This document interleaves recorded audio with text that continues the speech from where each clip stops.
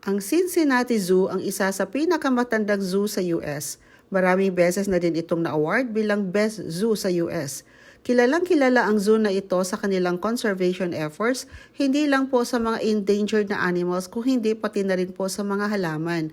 Meron silang birthing program para sa mga gorillas at white tigers. Dali-dali akong pumunta dito noong April 13 para maabutan ko pa ang mahigit kumulang 100,000 iba't ibang kulay na mga tulips na namumukadkad sa panahon na ito. 2 weeks lang po kasi ang itatagal ng mga bulaklak na ito. At hindi lang po yan, meron din silang mahigit kumulang na 1,000,000 na daffodils, hyacinths, flowering trees at shrubs at iba pang mga bulaklak na makikita lang po tuwing spring. Nahirapan lang po talaga kaming mag-parking sa dami po ng tao na bumisita sa zoo sa araw na yon. Punong-puno po lahat ng parking pero pinayagan naman ng city government na mag-park sa mga daan.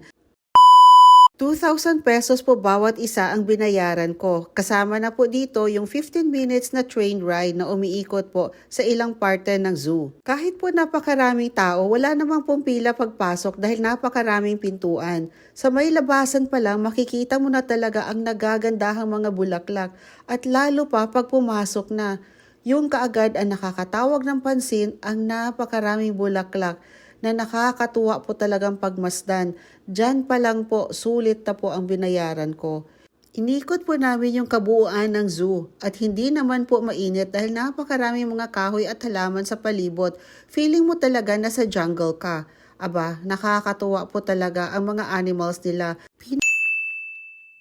Pinakapaborito ko po ay yung mga hippo. Dito po kasi matatagpuan ang world famous na si Fiona at makikita din po kasama ang Daddy Tucker, Mommy Bibi at kapatid niya na si Fritz. Naging famous po si Fiona dahil pinanganak siyang 6 weeks na premature. At natunghayan ito ng mundo kung paano siya lumaban para mabuhay. Naging simbolo siya ng pag-asa at inspirasyon sa milyong kataong sumabaybay sa kwento niya. May experience din po natin dito ang pagpapakain po sa mga animals tulad ng hippo, giraffe at iba-iba pa. Meron din po silang savanna at makikita natin doon ang mga ostrich, lesser kadu, vultures at kung ano-ano pa. May mga African lions, giraffes, painted dogs, unggoy at meron din po silang red panda at iba-iba pa po mga rare animals at mga ibon. Yung mga penguins, ang ganda din pong panoorin. Feeling mo talaga kasama mo sila sa North Pole. Meron din po silang mga koleksyon ng iba't ibang mga klaseng wildcats.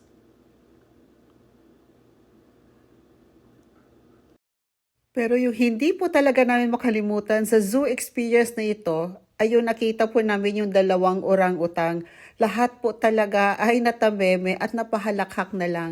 Napakagandang experience po talaga yung magpunta sa isang zoo. Hindi lang po para sa mga bata ko, hindi pati na rin po sa matanda. We will surely visit the zoo again. Meron po kasi silang morning session bago po magbukas ang zoo at nagsisimula ito ng 6:00. May kasama po itong free breakfast but most importantly, makakahalubilo po namin ang mga animals habang pinapakain po sila at pinapaliguan. Napakalaki din po ng kanilang food court at American comfort foods po ang ino-offer dito.